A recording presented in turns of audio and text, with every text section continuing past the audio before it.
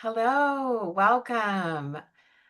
My name is Day, and I'm really excited to be with you all today. I am here with my wonderful colleagues, Martha and Jody. We are PhD students at California Institute of Integral Studies in Women's Spirituality, and we are presenting a presentation which you already know the name of because it's probably what drew you in to join us today. Beyond Reason and Invitation. Um, Our presentation today might feel a little different than some of the presentations you've been experiencing at this conference, and we just want you to know that that's very intentional. We recognize that these conferences can be very heavy and dense, and so we really intentionally wanted to make this presentation feel a little bit more spacious and actually built in some time for you to process your own integral thinking and integral experience. So that is really what the invitation is. The invitation is to come here, spend some time doing something a little bit different with us, and maybe experience knowledge and knowing in a different way. So the question that I want to pose to you, actually, before I ask you that question, what I would like to do is expand a little bit on us and our process. So as we were going through the preparation of this process, we often had to bring ourselves back to how are we leaning into academic knowing versus how are we really stretching ourselves to experience intuition or another way of knowing that could be described in many different ways. I'm using the word intuition here, but how are we actually going to experience this while we're preparing this presentation, which is typically done right in the format of an academic approach where we might have slides, we might have resources, we might have like a very set structure. And we had to keep bringing ourselves back because we kind of would easily slip into that really comfortable form of knowing that we right, you go into a conference, you kind of know exactly what's going to happen. You're going to walk away maybe with a handout, you're going to see some slides, and you're going to be provided information, right? In this invitation and in our process, we had to keep saying, like, what if we are inviting ourselves and others to explore what we already know? And really the bigger question is like, how do we know what we know? And that's the question that I'm going to pose for you is how do you know what you know? And I have a spoiler alert for you. We're not going to tell you. You are going to be exploring that today. So I want to just let you pause with that question. How do you know what you know?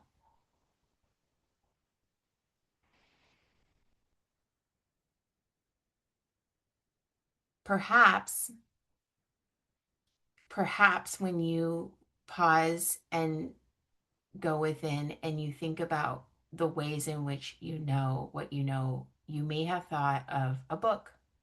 You may have thought of a teacher.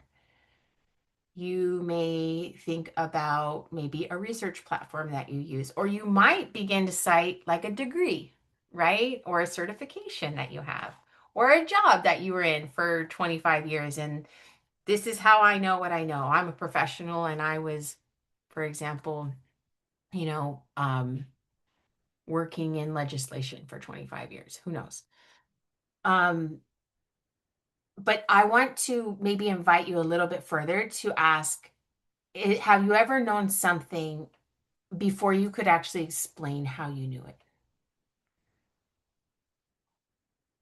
Have you ever trusted a feeling within that later proved to be accurate? Just that in your body, somewhere in your body, maybe in your gut, maybe in your throat, maybe in your chest. Have you ever had a dream that you just knew you couldn't ignore?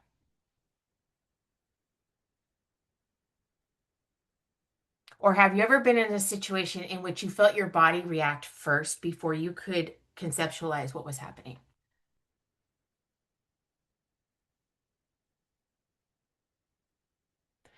I want to be careful to say that this presentation is not uh,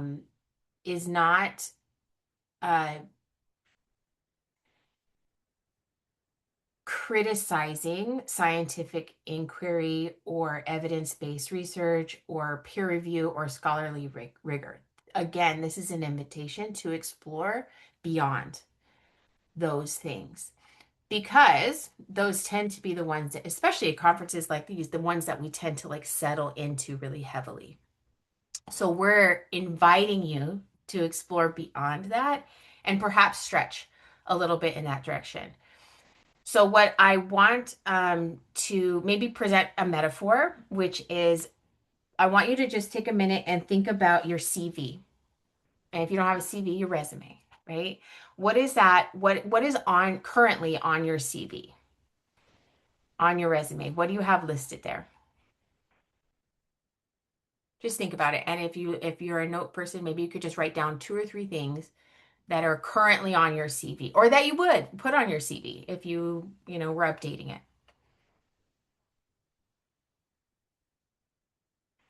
What I want to ask you is, do you think that this is the entirety of your knowing? Is this the only way that you know how you know, or that you've gotten to where you've gotten, is what's on that CV right now? And if you were to rewrite that CV with anything other than your um profession, your certifications, your degrees, if you were only to write a CV based on the other type of knowing, your dreams, your bodily knowing, your those things that you can't explain, what would that look like? And how far would you get? What would you be able to name? Points in your journey that have changed the trajectory of where you went and what you accomplished. Sometimes we tiptoe around those anomalies, and that is actually a quote from one of our resources. It's not Belenky. It's Elizabeth Meyer in Extraordinary Knowing. Is this tiptoeing around anomalies and this hesitance to note these things um, within our journey. So with that, I'm going to turn it over to Jody. And yes, thank you so much for your time.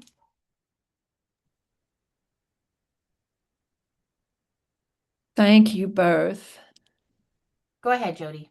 You just need to unmute.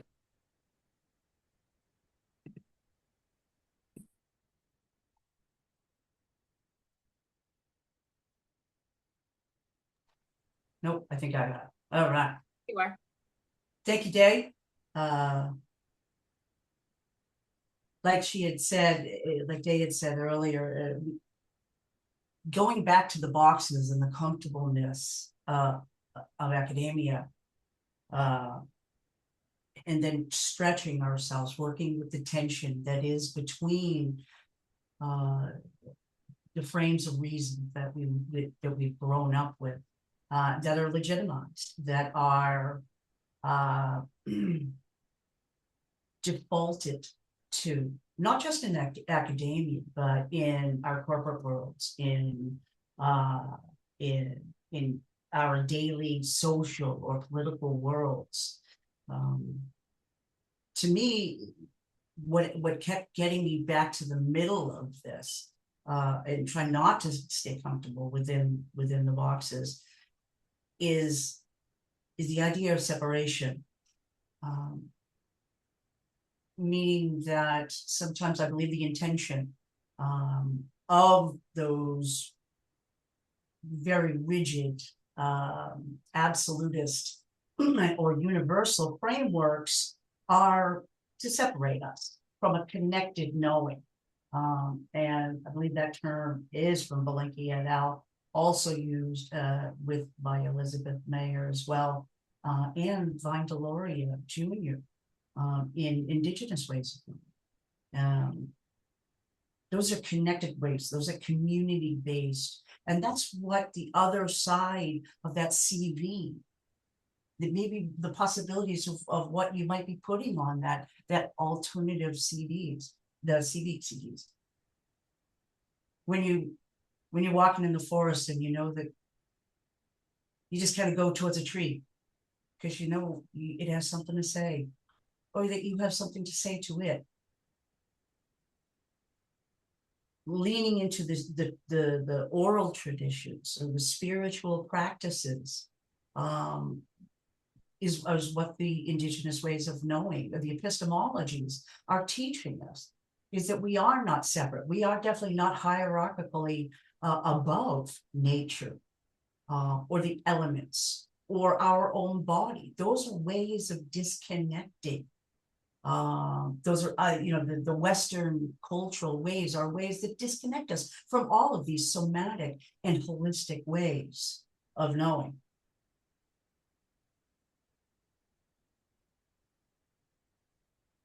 Day also invited, the possibility of, have you ever had experiences with knowing something that there's no way that you could know it?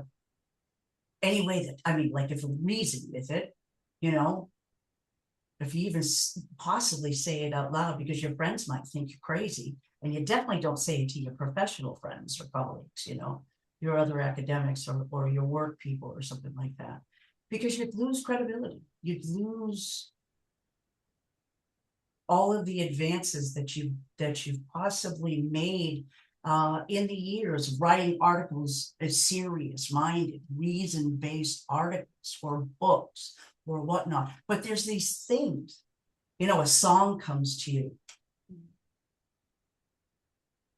and the lyrics are exactly the things that you need to work through in your head. If you think of somebody you haven't heard of in 30 days, 30 years or something like that, and all of a sudden they call. It kind of reminds me of Asasi Diaz's quote, "Thinking with, not thinking about." Because academia, to me, and the other things, they lecture at you. This invitation for this presentation is to learn to listen to the things that are within our connectedness, within the holism. Now, the story I'm going to tell you is actually the first time this ever happened to me. I was roughly 18 years old, 19 years old, 3,000 miles away from home, going to college in Oregon. And why I'm telling you the first time, because over the years, I've become more comfortable with receiving the knowledge, or wherever it comes from, whether it's Unus Mundi, Carl Jung, you know what I mean, whether it's the collective unconscious, whether it's a knowing based on, the Akashic records. I don't know where it comes from, but I do know that when I heard this information, I knew it as much as I knew my name was Jody, and I trusted it. So I'm just gonna say the story, and then we're gonna transition off to Martha, which is gonna kind of round us all out and weaving these three threads into the theory a little bit more. But I'm gonna drop this little nugget because it's gonna be like, what? So again, 18 years old, I'm off at a grocery store with a friend of mine, and we're at the checkout. They've got all this stuff to sell, blah, blah, blah, being very impulsive. I buy this candy bar and pop it in my mouth. And all of a sudden I'm choking, like cannot breathe, choking, gasping. It's quite a dramatic situation. You know what I mean? Everyone's looking at me like, you okay? You all right? So I collect myself, I pay for my things, and we go out, my friend and I go out to the car, and we're sitting there, and I'm just kind of collecting my breath a little bit more. And I looked at her and I said, Stephanie, my boyfriend, which I was in a long distance relationship, I said, my boyfriend is either seeing right now or is going to be seeing somebody named Patty in the next couple of weeks. She said, what? What? What does that mean? I said, the candy bar I just choked on was a peppermint patty. She just looked at me like I was the craziest person alive. A candy bar, and now you absolutely know that, and you're gonna. But I knew it, and we got home to the dorm, and I picked up the phone and I called my boyfriend. I said, Jim, first thing I said to him, I said, Jim, you're either seeing somebody right now or will be seeing somebody soon, and her name is Patty. That's not an easy thing to accuse somebody based on choking on a candy bar. And I was skeptic as hell. But I tell you, there was no leaking of information, because people who are cheating, pretty a tight-lipped group. But when I look back on that information now, 40-something years later, it's exactly the same information, and I knew it just as well then as I do now. And it became true. A couple weeks later, I picked up the phone and Patty answered. So with that little nugget, it's an invitation to just kind of think of all the maybe crazy ways that you've come to know something. Thank you very much. Here we are from Martha. Thank you, Jody. Thank you, Day. My piece is going to be a little more formal because I've got to pull in all these theorists. So I appreciate your sticking with me. Day, both of you mentioned, I think, that our preparation for this was an interesting journey, because we wanted to provide you all not just with the material of critical thinking and critical theory, but with some of the process which we went through trying to refine for ourselves and explore. And as the third piece of this triad, it became my job to add theoretical background to our collective recommendation that we soften our academic gaze on the text just a bit and take in the rest of the world, opening to what its many mysteries might have to teach us. We're not the only ones who recommend this. In fact, as you leave today, there's going to be a handout. I know handouts are pretty standard, but we decided to do that anyway. But there'll be a handout on the table right outside the door with some fascinating reads on it. I hope you'll take advantage of that. To set the framework for the rest of what we're going to pull together, I want to first delineate critical thinking from critical theory. They're sometimes used interchangeably, but according to Stanford, and they're one of those folks that really hew the line, they're actually distinctive. Richard Paul and Linda Elder, you'll find that group on your list, claim in critical thinking that it's the art, listen to this and see which side of things you think this might be on. The art of analyzing and then assessing thinking. In other words, thinking about thinking with the goal of improving it.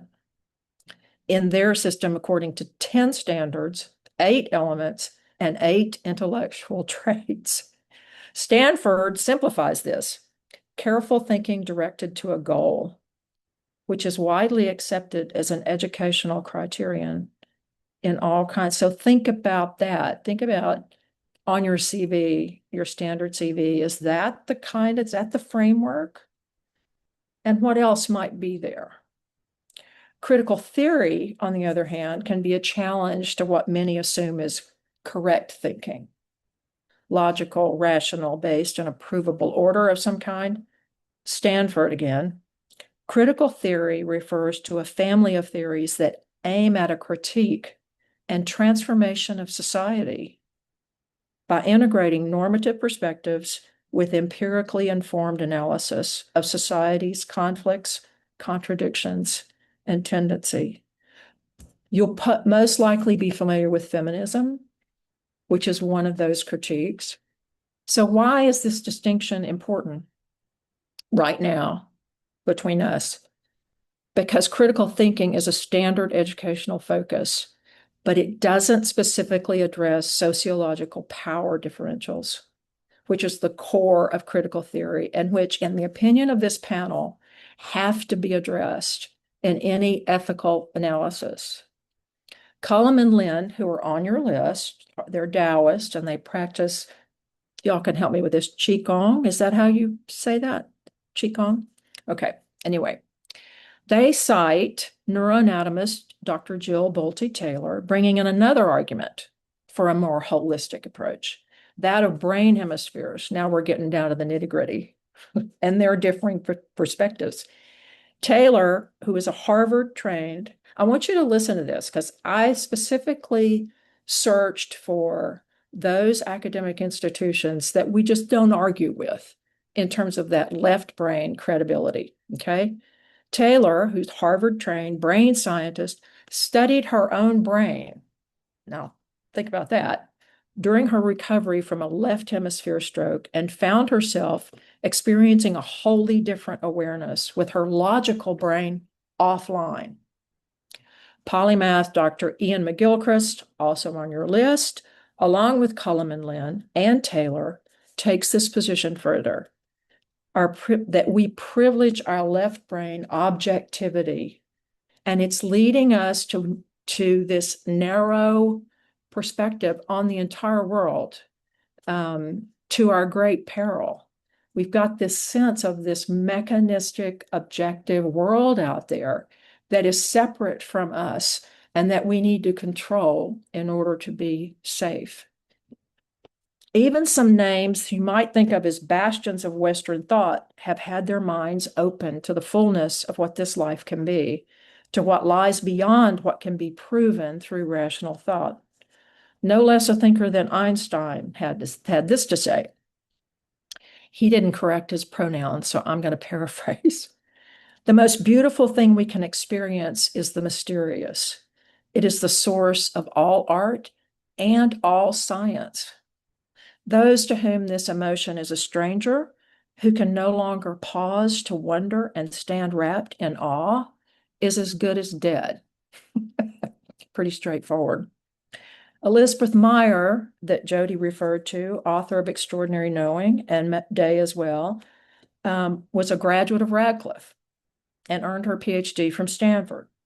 It's hard to get more grounded in the academically credentialed than that, unless it's Mary Belinkie, also mentioned earlier, whose collaborative research on women's ways of knowing, published in 1986, is still resonant. She was a Harvard PhD, as was Sarah Ruddock, educated at Vassar and Harvard, who said about the transformation of her knowing process, the domination of feeling by thought, which I had worked so hard to achieve, was breaking down. Instead of developing arguments that could bring my feelings to heel, I allowed feeling to inform my most abstracted thinking. In research, when we're focused on counting, a left brain priority and means of control, we may not realize that we've already made decisions about what counts and what doesn't, who counts and who doesn't. That wasn't Ruddock, that was me. Anyway, as we said in the beginning, we're not asking you to abandon linear left brain objective ways of knowing. This helps us to categorize, measure, and calculate when that's appropriate. What we're saying is that this institutionally legitimate knowing is blinkered, and it can keep us closeted from our lives, or what Indigenous elder David Begay would call the cosmos, in which we are an integral part, from which we come and to which we will return. I'll let our friend Einstein have the last word. Never regard your study as a duty, but as the enviable opportunity to learn how to know the liberating influence of beauty in the realm of the spirit for your own personal joy and to the profit of the community to which your later work belongs. Thank you again for your attention, and we'll now open to any responses or questions. We'd especially like to hear about any experiences that this presentation has helped you remember. Thank you.